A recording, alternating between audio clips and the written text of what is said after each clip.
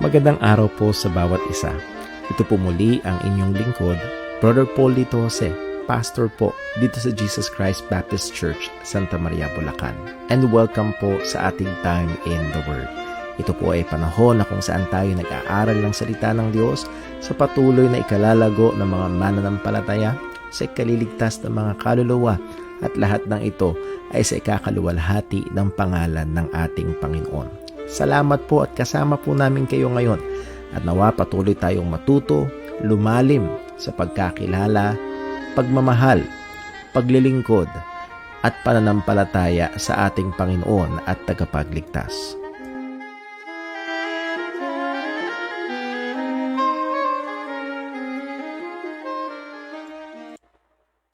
Amen. Muli, isa pong magandang araw sa bawat isa. Tayo po ay nagpapasalamat sa Diyos sa kanyang biyaya at habag at pag-iingat sa atin sa buong nakaraang mga araw.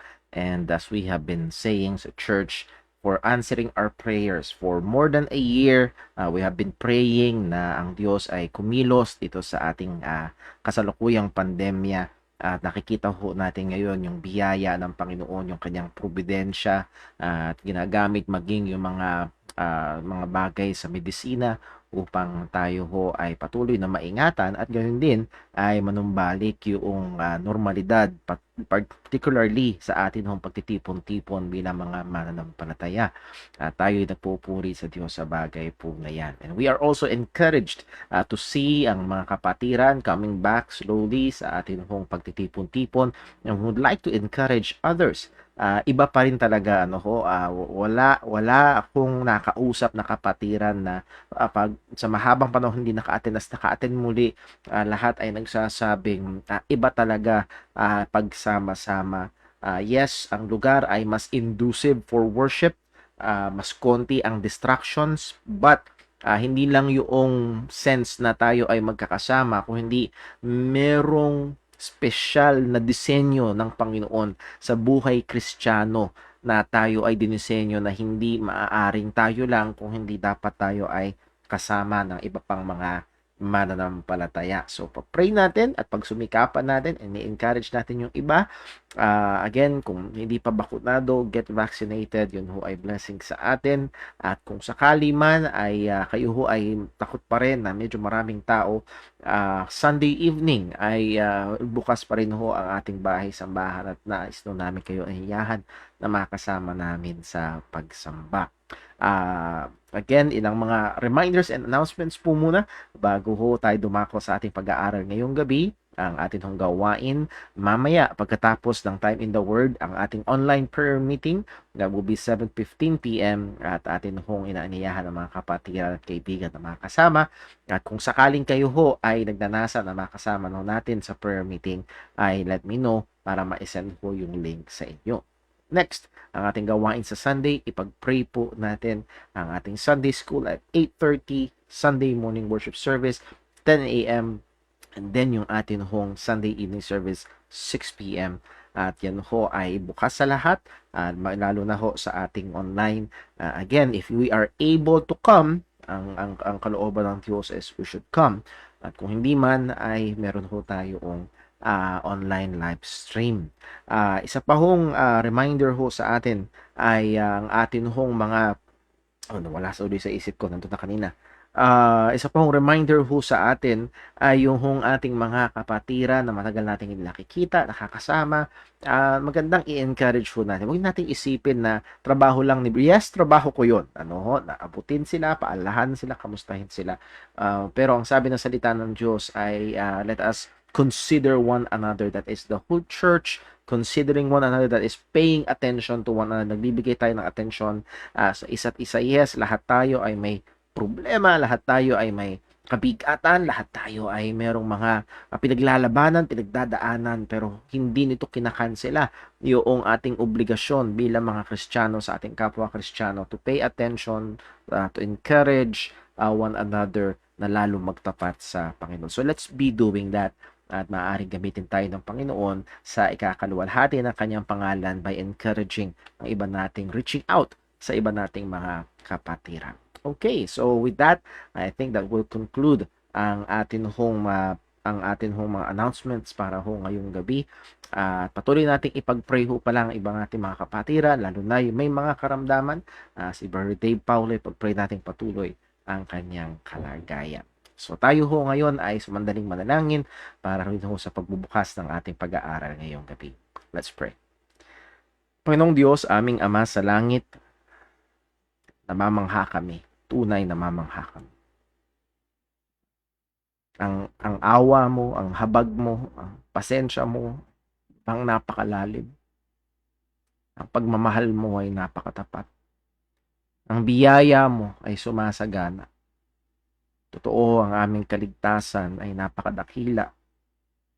Sapagkat ikaw, O Diyos, ay dakila. Dakila rin ang naging kabayaran para kami magkaroon ng kaligtasan ng aming Panginoong Jesucristo. Sa Ama, salamat po sa katotohanan ng aming kaligtasan. Lord, please, as we study ang patungkol sa katotohanan na ito, tulungan mo kami, bigyan mo kami ng karunungan, ilayo mo sa amin ang kayabangan. Hindi ang mga katotohanan na aming mapag-aaralan ay lalo pang dumurog sa kayabangan, lalo pang magtulak sa pagpapakumbaba at kabanalan at pagluwalhati sa iyong dakilang pangalan. Ama, bigyan mo kami ng liwanag, buksan mo ang aming mga mata upang makita namin ang mga katotohanan mo. Muli, O Diyos, hindi ang tinig ng tao, kundi ang katotohanan mo ang marinig. Amin din pong hinihiling, Panginoon, kung merong man nakikinig sa amin ngayon na wala pa sa tunay na pananampalataya kay Kristo, maawa ka po, O Diyos. Magligtas ka po. Muli, O Diyos, ikaw lamang Ama, maluwalhati sa lahat ng ito. Amin din pong hinihiling na siyasatin mo kami. Ano mga pagkakasala, kulang namin laban sa iyo. Tawarin mo po kami, O Diyos. Luwalhati nawa ang iyong pangalan sa aming kalagitnaan ngayon sa pag-aaral. Ito ay aming dalangin sa ngalan ni Jesus. Amen. Okay, so dumako po tayo sa ating lesson ngayong gabi. Again, this is our study about the doctrine of salvation.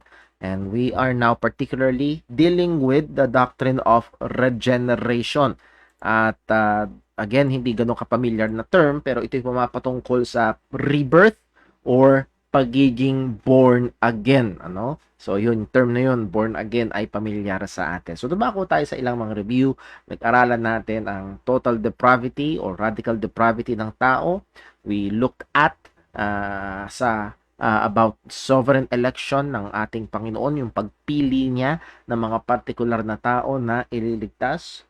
And then, we studied about effectual call. Ito yung aplikasyon na. Ito yung pagtawag ng Diyos na epektibo at hindi pumapalya. At kaakibat nito, vital companion ng effectual call ay yung external call.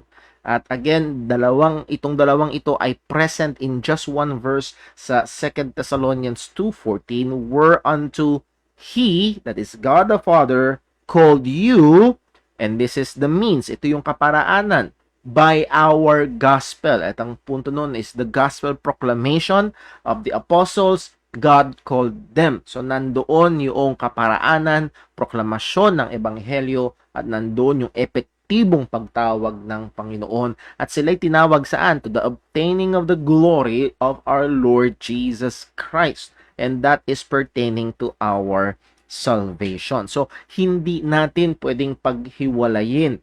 Merong mga tao na hindi nila matanggap yung doktrina about total depravity, unconditional election or sovereign election, and then hindi rin nila matanggap itong effectual calling, at yung iba ang termino dito is irresistible grace.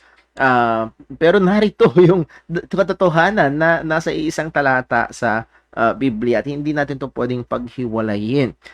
Kung hindi man mag-arrive, hindi man mag-fit sa logic natin, ang tamang gawain ay hindi ikaila yung isa at yakapin yung isa, kung hindi parehong tanggapin sapagkat ito ay katotohanan sa salita ng Panginoon.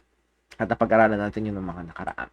Next, again, the biblical truth of election unto salvation must not restrain the universal effort of evangelism.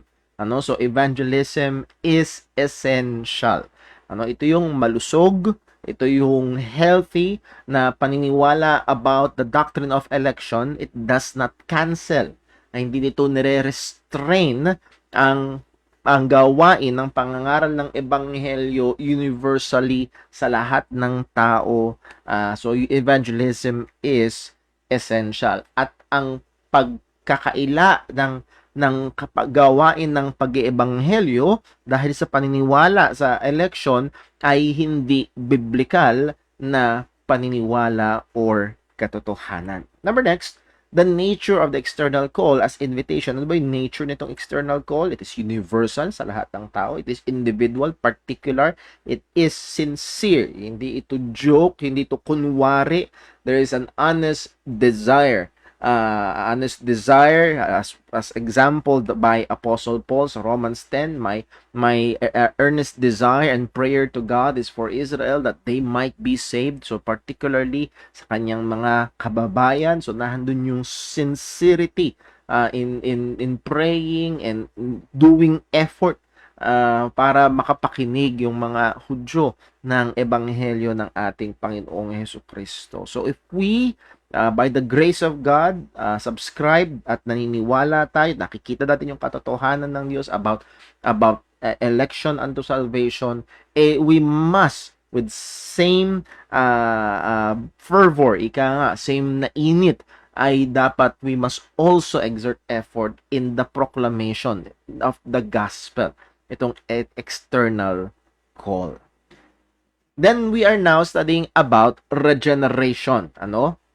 Kung yung effectual call is the supernatural work of God in and through the external call, ito namang regeneration is the supernatural work of the Holy Spirit in the sinner to enable him or her to respond. So, again, ang Diyos ay gumagawa doon sa pamamagitan ng proklamasyon, at ang Diyos din sa pamamagitan ng Banal na Espiritu ay gumagawa doon sa mga kasalanan upang siya ay magkaroon ng kakayahan na tumugon doon sa panawagan ng Panginoon.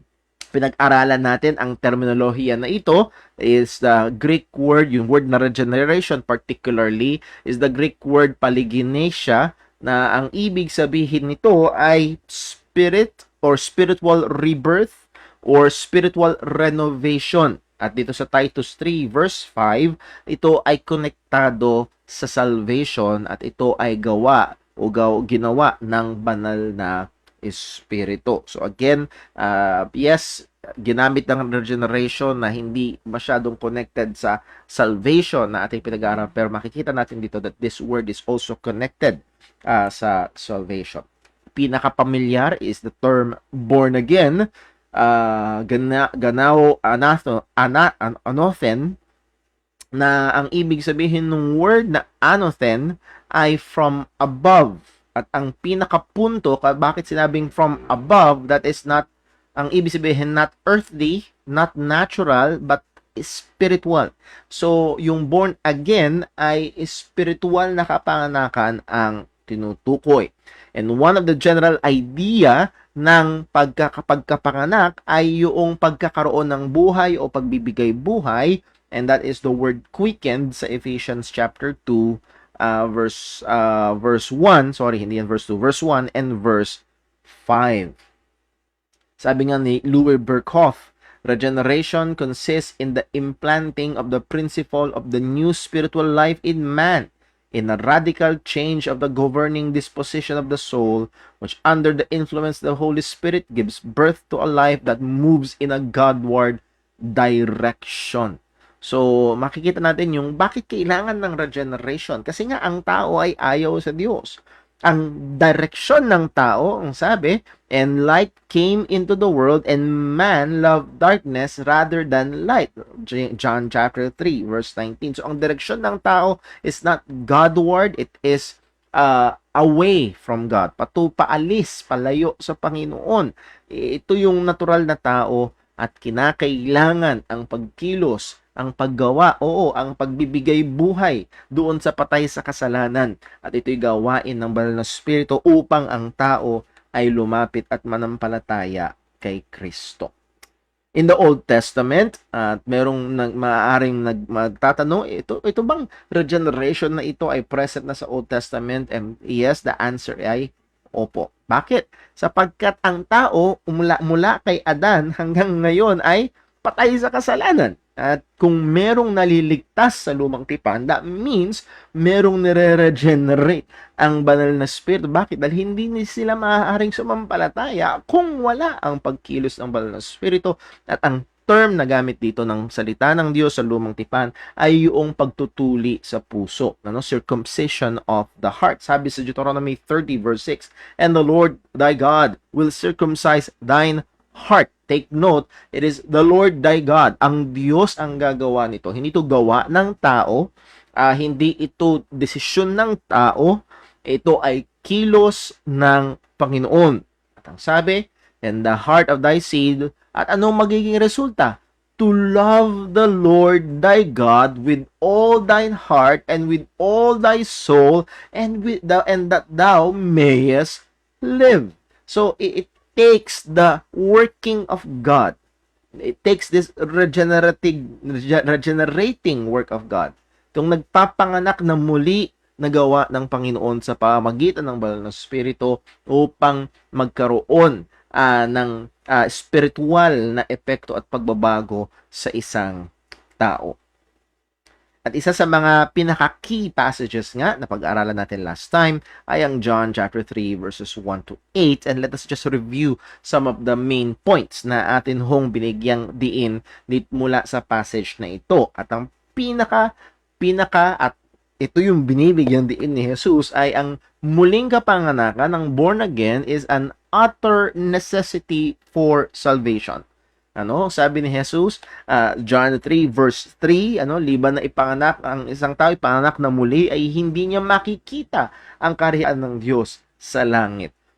So John chapter 3 verse 5, ganun din ang sinasabi, hindi siya papasok sa kaharian ng Diyos sa langit. So ang regeneration o ang pagiging born again ay necessity. It is a prerequisite for salvation. Ang sabi sa John 3 verse 5, ito yung medyo matagal-tagal nating pinag-aralan last Wednesday. Ang sabi diyan, "Except a man be born of water and of the Spirit." At inalam natin, tingnan natin ano ba yung interpretation nito, sapagkat maraming nagugulumihanan kung anong ibig sabihin nung pinanganak sa tubig at pinanganak ng tubig at pinanganak ng espiritu o sa tubig at sa espiritu. At nakita natin na ang water dyan, ang mas lapat na interpretasyon, ang water dyan is pertaining to spiritual cleansing, sa paglilinis ng spiritual na paglilinis na gawa ng Panginoon. At si Nicodemo bilang isang Pariseo ay pamilyar sa lumang tipan kung paano ito ginagamit ang tubig, kung anong madalas na sinisimbolo ng tubig sa lumang tipan, at ito ay ginagamit sa panglinis. Ezekiel 36 verse 25, ang sabi, "Then I, God Himself, will I sprinkle clean water upon you, and ye shall be clean." At sa templo mismo, meron silang tubig doon, merong lugar na kung saan naguhugas ng kamay, and that is a symbol of cleansing. Yun yung isa sa mga pangunahin na sinisimbolo ng tubig. So, ang tingin ko ho na pinakalapat na pagkaunawa dito ay yung born of water is pertaining to spiritual cleansing, and born of the Holy Spirit is pertaining to the work, the sovereign work ng banal na spirito upang ipanganak na muli, bigyang buhay ang isang tao. Ano yung summary naman nakaraan natin pag-aralan?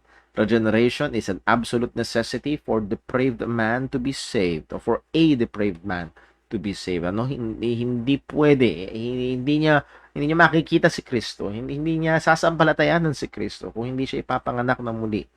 Number next, regeneration is the mysterious and foreign work of the Holy Spirit. Ito'y misteryoso. Hindi natin to eksaktong alam kung paano ito nangyayari. Hindi pala foreign, sovereign. Hindi lang to basta mysterious, ito ay sovereign. Ito'y desisyon ng Panginoon. Hindi ito nakabase sa kalooban ng tao. Hindi ito nakabase sa kaparaanan ng tao. There are no steps to be born again. No, no, no, no. Walang ganun. Ang buong diin ng John chapter 3 verse 8, nandun yung mysteriousness, ano? Ang hangin ay umiihip, hindi mo alam kung saan galing, hindi mo alam kung saan pupunta, pero sad to say, may mga authors ng books ngayon na alam nila kung paano itong born again na ito. Ito nga yung mga steps. No, no, no. Hindi natin alam kung saan galing, hindi natin alam kung saan pupunta. Ito'y soberanong gawa ng banal na Espiritu.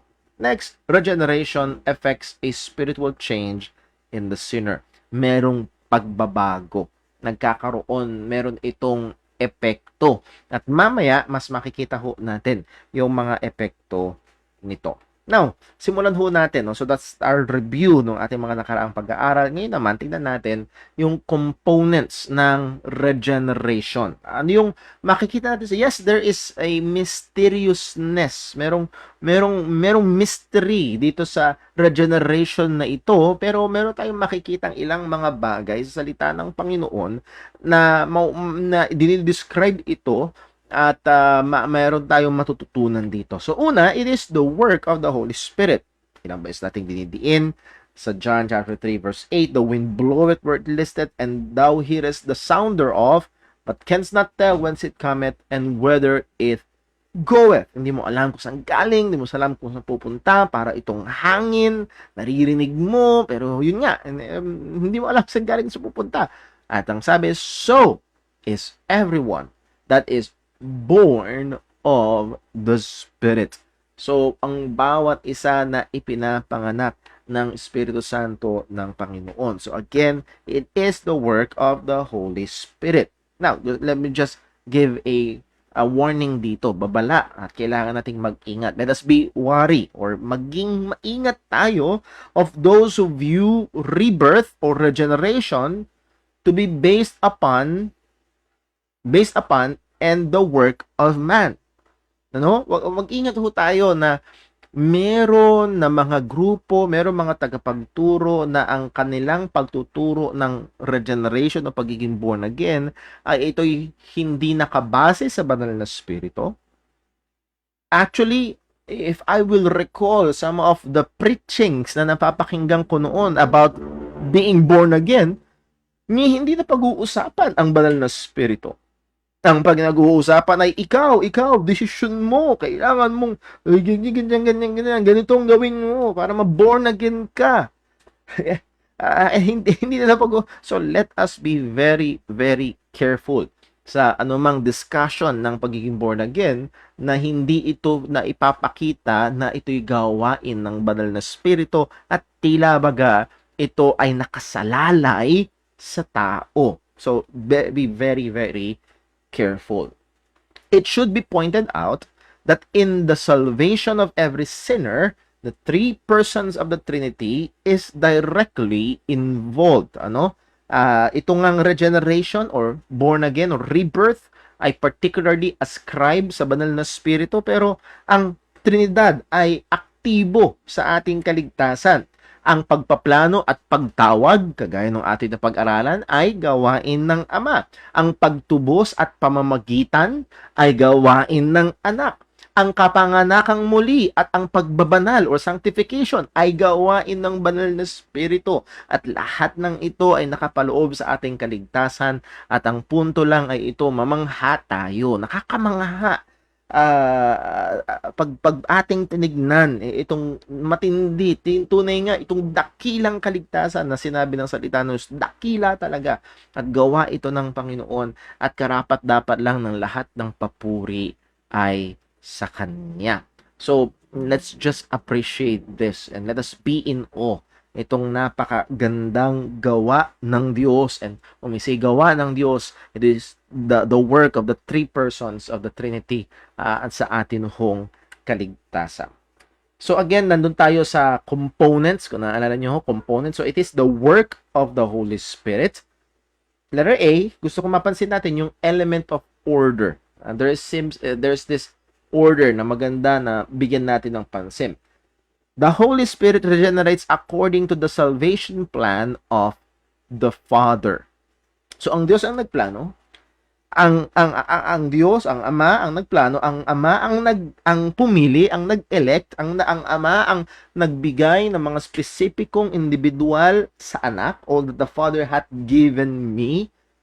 And then ang punto ay ito, ang i-regenerate ng banal na spirito ay yung mga pinili na yun, yung mga ibinigay ng Ama kay Kristo. So there is a certain common denominator in the regeneration experience. Ano pa yung makikita natin dito? Merong certain common denominator dito sa regeneration experience. Ano ito? It is the gospel of Christ. Kung naalala niyo ho, merong mga tao ginagamit yung salitang born again na experience nila sa spiritual na experience, pero ito'y sinasabi nila at hiwalay ito sa ebanghelyo, hindi nababanggit ang ebanghelyo. Pero sa bagong tipan, hindi yun maaari. Ang kapanganakang muli ay laging kaakibat nito ang ebanghelyo ng ating Panginoong Hesukristo. Letter B, there's an element of mystery, as we have said. Sabi nga sa John chapter 3 verse 8, but canst not tell whence it cometh and whither it goeth, so is everyone that is born of God. Isang mahalaga na gusto kong mapaalalahanan tayo, yes, there's an element of pagiging mysterious. Therefore, we cannot stereotype regeneration experience on individual peculiarities. Anong ibig sabihin? Yung hindi pwedeng stereotype. Hindi pwedeng isipin na dapat laging ganun.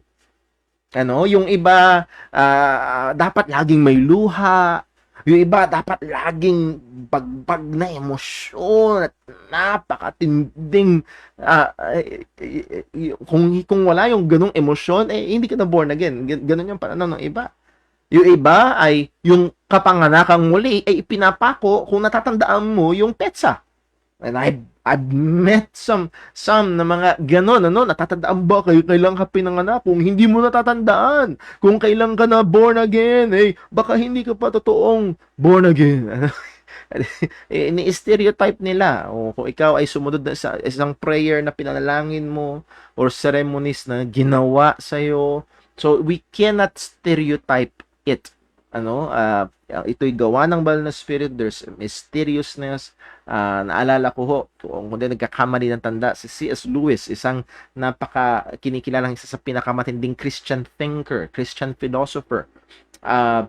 Ang sabi, kung hindi nagkakamali ng tanda, pwede i-correct ako ng sino mang nakakaalam, pero as far as I remember, yung isa sa mga kung paano naaligtas si C.S. Lewis, sabi niya, sumakay siya ng bus na hindi siya mananampalataya. A bus ride. Sumakay siya ng bus na hindi siya mananampalataya. Itong pagbaba niya sa bus, Christian na siya. Yung iba ay napaka-dramatic. Yung iba ay napaka-simple. Let's use the word simple. Maaring plain.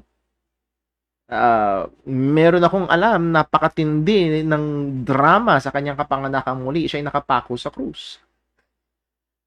Again, kung binasa niyo yung account ng magnanakaw na nakasama ni Kristo nakapako sa krus, yung isa doon na naligtas, bago siya naligtas, kasama siya na kumukutya kay Kristo, kasama siya nagsasabi ng masama na mga bagay kay Kristo. Pero merong nangyari. At kinilala ng taong ito si Jesus. At pinangakuan siya, ngayon din kakasamahin kita sa paraiso. So again, we cannot stereotype itong gawa ng banal na spirito na ito. Our experience might not be katulad ng experience ng iba, but as we have said, kung babalikan natin, merong common denominator, and that is the gospel, the Lord Jesus Christ. Maaring pareho kayo ng experience, ng emotion, pero kung walang ebanghelyo, there's a great question kung ano ito. Kung naalala nyo ho dun sa ating pag-aaral about evangelism, I shared to you ang encounter ko sa isang manggagawa talagang sumusuong sa mga delikadong lugar in the name of Christ, And again, bukang bibig niya, kailangan mong kilalanin si Kristo, kailangan mong may relasyon kay Kristo. Pero soon sa halos 15 minutong pakikipag-usap ko sa kanya at ang tanong ko, paano maliligtas ang tao? Paano kayo naligtas? Hindi na bang I'm not looking for a theological presentation ng gospel. Pero again, hindi nabanggit ang ebanghelyo, ang kamatayan ni Jesus, ang kanyang muling pagkabuhay. Wala. And they are claiming sa experience ng born again. So, again, let us be very careful sa ganito. Next, sa components ng regeneration, there is illumination of the mind. That word illumination ay galing sa ang pinaka-idea ay pagbibigay liwanag, to illumine. Pag bumili kayo ng bumbilya, isang pwede nyo makita na detalye is lumens. Ang nun ay kung gaano kaliwanag. So illumination ay pagbibigay liwanag, at ang idea nun ay pag maliwanag, ibig sabihin nakikita or nauunawaan. So pagkaunawa, yun ang idea. Sa 2 Corinthians 4 verses 4 to 6, basahin natin tong passage na ito. In whom the God of this world had blinded the minds of them which believe not, lest the light of the glorious gospel of Christ, who is the image of God, should shine unto them. For we preach not ourselves, but Christ Jesus the Lord, and ourselves your servants for Jesus' sake. So verse 6, for God, who commanded the light to shine out of darkness, hath shined in our hearts, and take note of this 4 words, to give the light of the knowledge of the glory of God in the face of Jesus Christ. Now, some observations patungkol sa passage na ito. Una, sa verse 4, makikita natin that besides the natural depravity ng tao, na ang tao ay patay sa kasalanan, naahandon pa, it is compounded, mas napalala pa ng blinding work ni Satan. Aktibo si Satanas na sa mga taong hindi mananampalataya. And many times ko noong sinabi dito sa church, wag natin isipin aktibo lang ang dyablo kapag merong nanginginig at nag-iibang boses at yung mga inaalihan. Minsan yun lang yung idea natin ng aktibidad ni Satanas. No. Ang sabi ng salita ng Diyos, in those who do not believe the gospel, who rejects the gospel, ay nandoon ang aktibidad ng dyablo na sila ay binubulag ng Diyos ng sanlibutan ito. Then sa verse 5, the main message of the preacher is the gospel of Christ. For we preach not ourselves. Ang ipinapangaral ay si Kristo. So nandito ngayon, may problema. Pinapangaral si Kristo, pinapakilala, pinapakita si Jesus, pero ang tao ay bulag. Ano ang solusyon? Nasa galing ba ng mga ngaral? Or humanap ka ng taong medyo bulag lang? Well, hindi. Ang pag-asa ay nasa Panginoon. Sa verse 6, it takes the supernatural power of God to overcome the blindness of the sinner and give understanding of the gospel. It takes. Yun lamang ang maaaring mag-overcome. Yun lamang ang maaaring gumapi, mag-ayos, mag-alis nung kabulagan ng tao, yung puso na ayaw sa Panginoon, at itong kabulugan na gawa ni Satanas sa tao upang maunawaan nila at sampalatayanan nila ang ebanghelyo. The goal therefore, pagdating sa atin naman in our again, yun ay gawain ng Diyos. Kung babalikan natin yung text sa verse number 6, for God who commanded the light to shine out of darkness had shined in our hearts. Verse 6, ito'y gawain ng Panginoon. Ang gawain natin ay yung verse 5, for we preach not ourselves but Christ Jesus the Lord. So, merong gawain tayo to preach the gospel. Ang gawain ng Panginoon is to illumine, bigyan ng liwanag ang tao upang makita nila si Kristo. So observation again, the main message of the preacher is the gospel of Christ, and then sa verse 6, it takes the supernatural power of God to overcome the blindness of the sinner. So the goal therefore of preaching and teaching is the understanding. Ang goal, kapag nagtuturo tayo, ang goal kapag nangangaral tayo, particularly sa context ito ng gospel, and not just the gospel, anytime na tayo ay nangangaral at nagtuturo ng katotohanan ng Panginoon, the goal primary is the understanding, not the emotions or for decisions. Meron hong tinatawag na pragmatism. Ang word na pragmatism, ang ibig sabihin ng pagiging pragmatic ay if it works, if it accomplish the purpose, then it is good. The end justifies the means. Yun yung bahagi ng pagiging pragmatic. Ano man yung paraan, basta na-accomplish yung goal, okay na yon. At sad to say, maraming mga churches ganito ang approach pagdating sa evangelism. At ang kanilang goal ay decisions. Ang tao ay magdesisyon. Ang tao ay sumunod sa isang dinigtang panalangin. Yun ang kanilang goal. At gagawin ang lahat para magawa ito. At maraming mga churches ay nagiging guilty sa ganitong kalagayan. So, gusto ko hong makita ho natin kung meron mang aspiring teacher or preacher of the Word of God, or kung tayo, hindi mo kailangan maging preacher or teacher. Sa ating personal na pagbabahagi ng Ebanghelyo, our goal ay mapaunawa sa kanila, sa tao, yung katotohanan. Kailangan nilang maunawaan. So the gospel proclaimer must be an aid, not a hindrance, to the understanding of the gospel.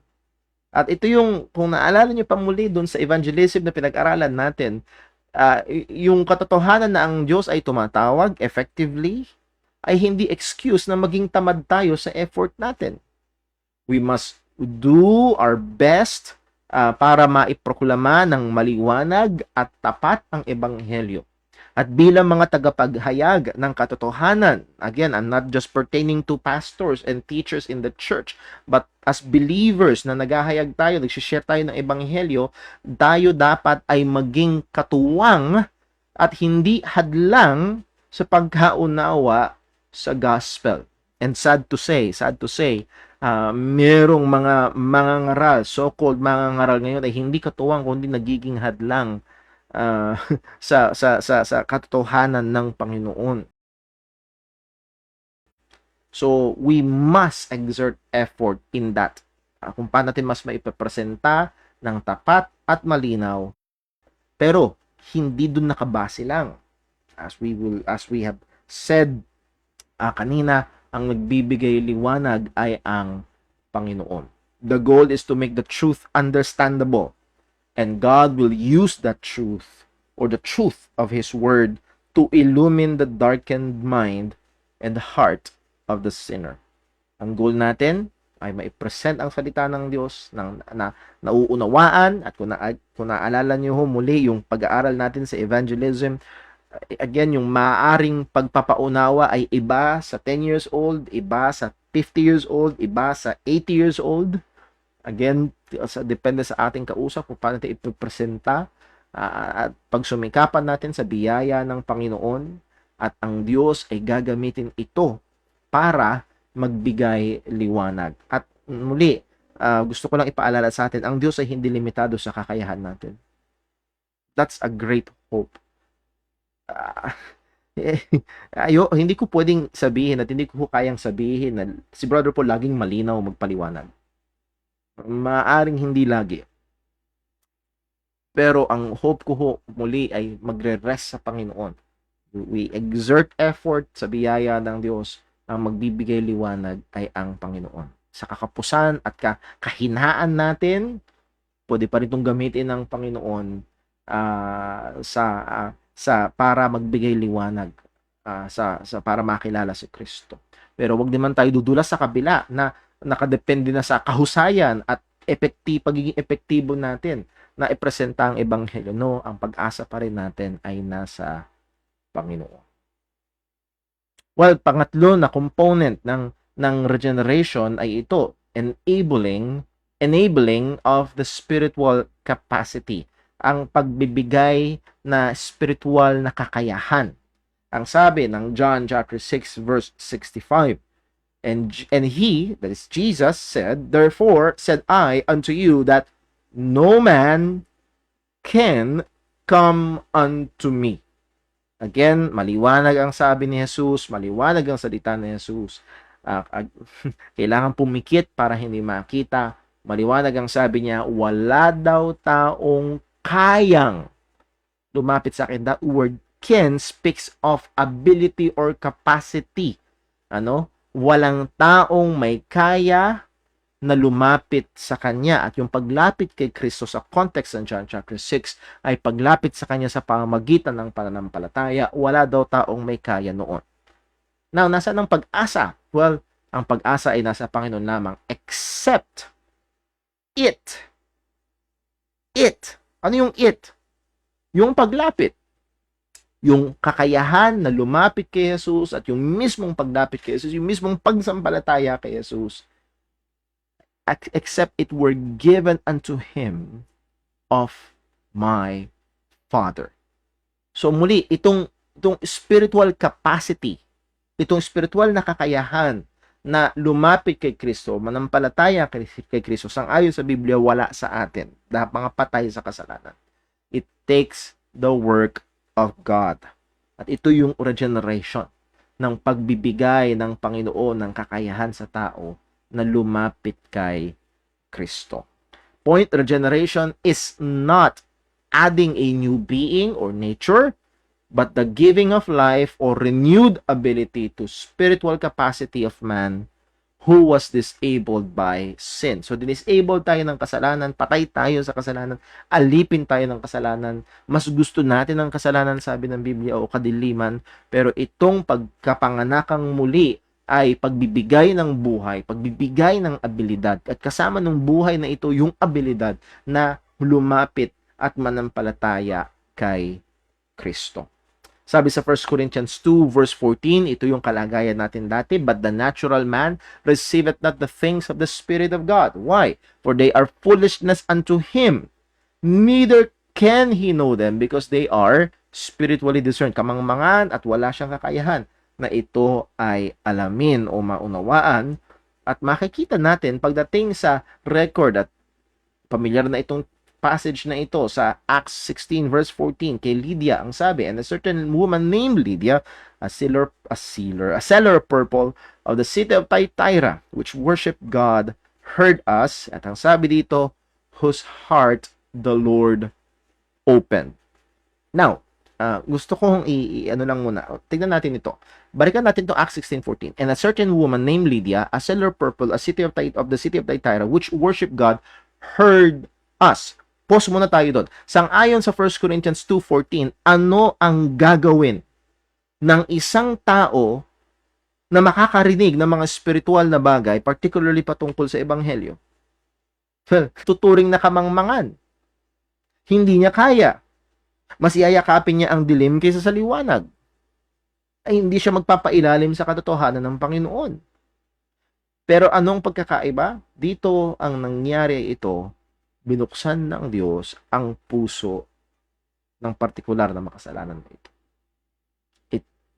It takes the opening, the working ng Panginoon, a supernatural sovereign work of God. Ano naging resulta? That she attended unto the things that were spoken of Paul. That is the result. At yung word na attended dyan, she paid attention, at ang implication yan positively led her to faith in the gospel. She was effectively called because she is regenerated. So, ang punto ay ito.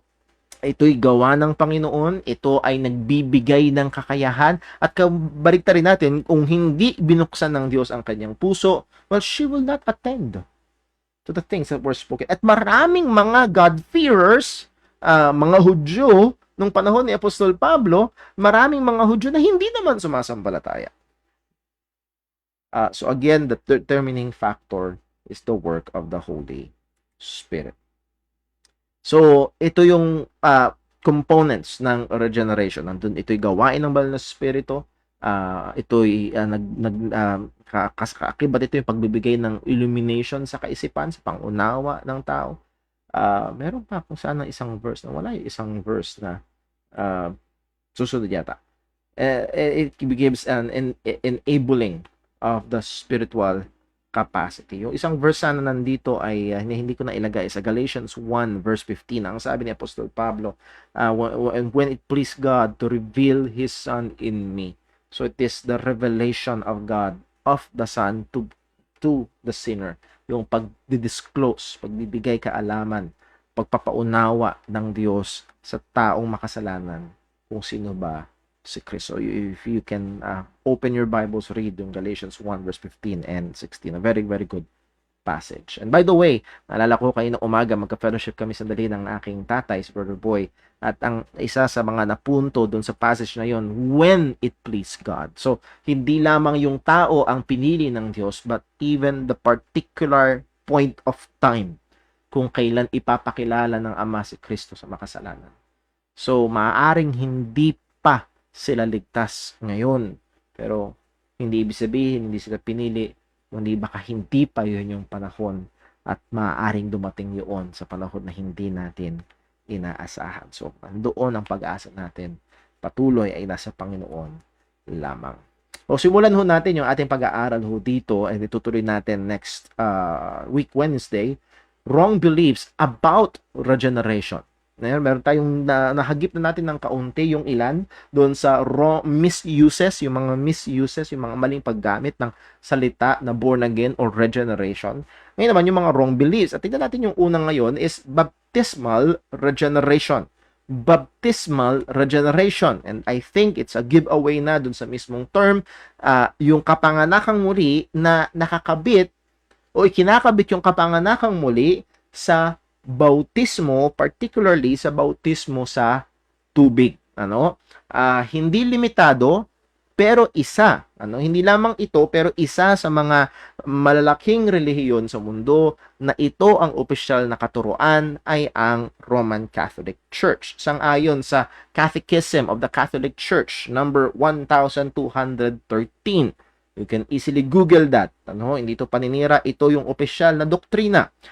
Holy baptism is the basis of the whole Christian life, the gateway to life in the Spirit, and the door which give access to the other sacraments. Through baptism, we are freed from sin and reborn as the sons of God. We become members of Christ, are incorporated into the church and made sharers in her mission. Baptism is the sacrament of regeneration through water in the Word. Again, ito yung opisyal na doktrina ng Roman Catholic Church. And there are other religions na nag-a-ascribe sa ganito na kailangan ng bautismo para ipanganak na muli, or much subtler na pagsasabi nito ay kailangan ng bautismo para maligtas. So again, ano natin to doon sa almost same category. Pero narito, ang bautismo sa tubig ay doon ibinabase ang kapanganakang muli. That's why they are being consistent. Kapag nakita natin sa mga tarpaulin, di ba? Kapag bininyagan yung bata, welcome to the Christian world. Dahil yun yung doktrina. They are reborn as sons of God. It is the basis of the whole Christian life. So that is the official doctrine of the Roman Catholic Church. This belief comes from the misinterpretation of John 3:5. Hindi lang yon, pero isa ito sa mga misinterpreted na verse at binibigay na di umanong basihan. Kaya yun ang doktrina. Ang sabi nga, except a man be born of water and of the Spirit.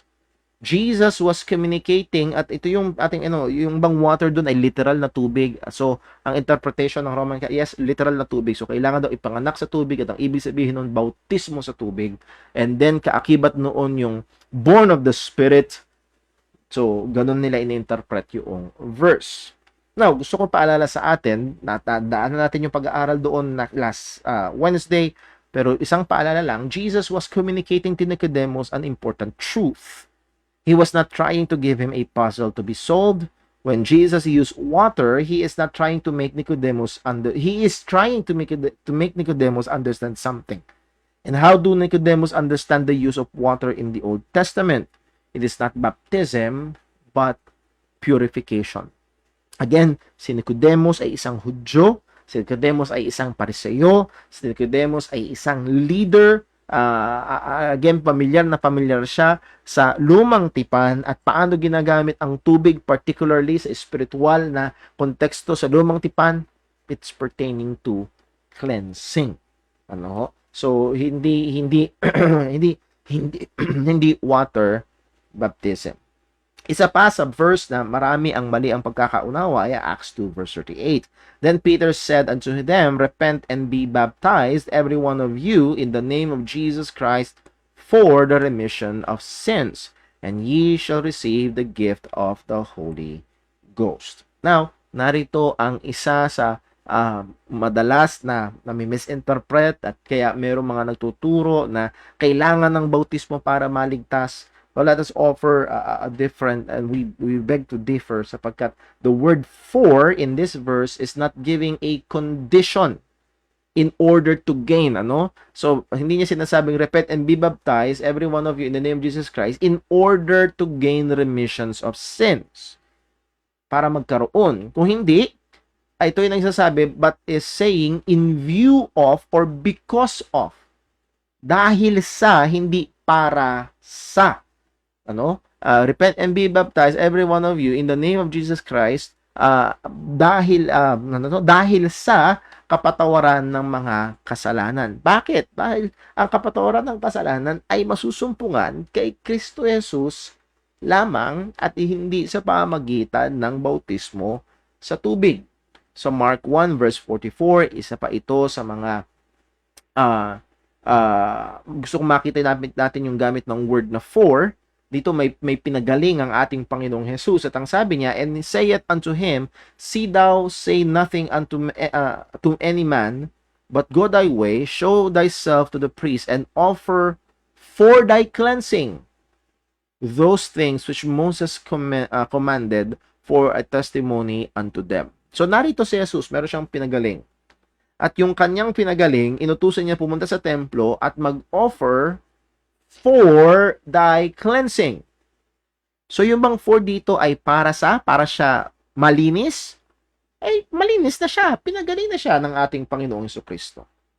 So ito ay dahil siya ay cleansed na, kailangan niyang i-offer itong mga offerings na ito. And the same is true doon sa Acts 2 verse 38, dahil sa kapatawaran ng mga kasalanan. Sabi nga ho ni Albert Barnes in commenting dun sa Acts 2:38, hindi sa Mark 1, kundi sa Acts 2 verse 38, there is nothing in baptism itself that can wash away sins.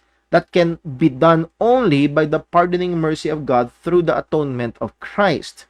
But baptism is expressive of a willingness to be pardoned in that way. Ano yung way na yun? That is through Christ, through the atonement of Christ, through the blood of Christ, and is a solemn declaration of our conviction that there is no other way of remission. So, ang healthy at tamang pagkaunawa ay yung baptism ay hindi required for the cleansing of sin, kundi yung baptism ay pagpapakita na ikaw ay naniniwala kay Kristo Jesus at si Kristo Jesus ang naghugas ng iyong mga kasalanan at ikaw ay magpapabaptize sa kanyang pangalan. So, hindi yun para mahugasan ang ating mga kasalanan. So, with that, dito ho tayo matatapos at itutuloy ho natin yung mga wrong beliefs about regeneration. At isa, nadaanan natin sa ating pag-aaral about evangelism ay yung tinatawag na decisional regeneration. Pag-aaralan natin yan, Lord willing, next week, Wednesday. So, tingnan ho muna, gusto ko magbilaan ng tanong. Baka meron ho may mga tanong sa ating comment section. Wala naman. Lang ko lang ho, baka meron nag-direct message ho sa akin.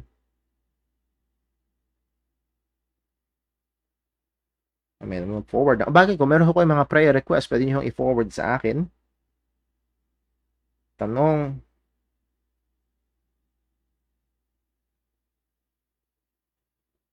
May tanong ho, ano? At ito yung usual na ito rin yung kinalakihan ko na paniniwala. Hindi ba pag tunay na sumampalataya ang tao siya ay nagiging anak ng Diyos, kaya yun ang born again? And the answer is no.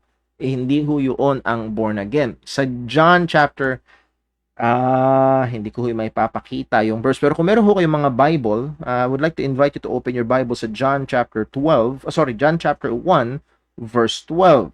At again, dati ko rin hong sinasabi yan, ito rin yung mismong verse na ginagamit ko sa John chapter 1, pero yun ho ay isang maling pagkaunawa. Ang sabi, but as many as received him, so this is John writing many years after the death and resurrection of our Lord Jesus Christ. Ano? So, muli, itong gospel sa hindi to daily diary ng mga apostol, kung hindi after many years ng death and resurrection, sinulat ni John itong Gospel of John for the purpose of evangelism. At ang sabi niya, but as many as received him, to them gave he power to become the sons of God, even to them that believe on his name. So, ang binigyang diin dito, yung mga sumampalataya daw kay Jesus, binigyan ng kapangyarihan o ng karapatan. At ang nagkakaisa ho ang karamihan ng mga theologians, ang tinutukoy dito ay hindi born again or regeneration, kundi adoption, which is a biblical or salvation blessing also, na nung tayo ay sumampalataya kay Kristo, tayo ay inampon sa pamilya ng Panginoon at bilang mga anak, sabi sa Romans 8, ay mga tagapagmana nga, merong karapatan, may kapangyarihan na tayo bilang mga anak ng Diyos dahil tinanggap, sumampalataya tayo kay Kristo. So ang tinutukoy sa John 1:12 is not regeneration but actually adoption na nagbibigay karapatan sa atin. Now, nasa ng regeneration? Sa verse 13, which were born. So ito daw mga sumampalataya kay Kristo. Ito daw mga sumampalataya kay Kristo at binigyan ng karapatan at kapangyarihan maging mga anak ng Diyos, inampon sa pamilya ng Panginoon, ito daw ay mga pinanganak na. So pag tinignan ho natin, nauna itong they are born, kaya sila sumampalataya, at binigyan sila ng kapangyarihan maging mga anak ng Diyos. So makikita ho natin yung order na nangyari. Sila muna ay pinanganak na muli, nagkaroon sila ng kakayahan, sumampalataya sila, binigyan sila ng karapatan na maging mga anak ng Diyos. That's how I understand ito hong mga text po na ito. So yes, ang popular na paniniwala ho, yun din ang paniniwala ko dati, which I can see now na hindi ho lalapat sa salita ng Panginoon, ay pag sumampalataya, binibigyan ng karapatan maging mga anak ng Diyos, yun dun ini-equate yung pagiging born again, which we can see na hindi naman ho. Ang mas lapat doon ay adoption, not regeneration. Ano ho? So, yes, mayroong mga tao at marami. Ito yung popular na paniniwala ho ngayon. So, ang isang madalas na tanong nga ho, which comes first, faith or regeneration? Faith or being born again? Ang nakikita ho natin na mas lapat sa katuruan ng Biblia, regeneration first before faith. Ipapanganak na muli, bibigyang buhay, bibigyang kakayahan ng Panginoon para sumampalataya. And then yung sumampalataya na yun, inaampon sa pamilya ng Panginoon. So, regeneration precedes faith. So, yun po yung sagot. Thank you po doon sa tanong na yon. At siguro dito na ho tayo matatapos. And again, pagkatapos ho ng ating time in the Word, after a few minutes, ay dadako ho tayo sa ating online prayer meeting. Let's pray. Panginoon naming Diyos, aming Ama sa langit, aming pinupuri ka at pinapasalamatan ka. Minamahal ka.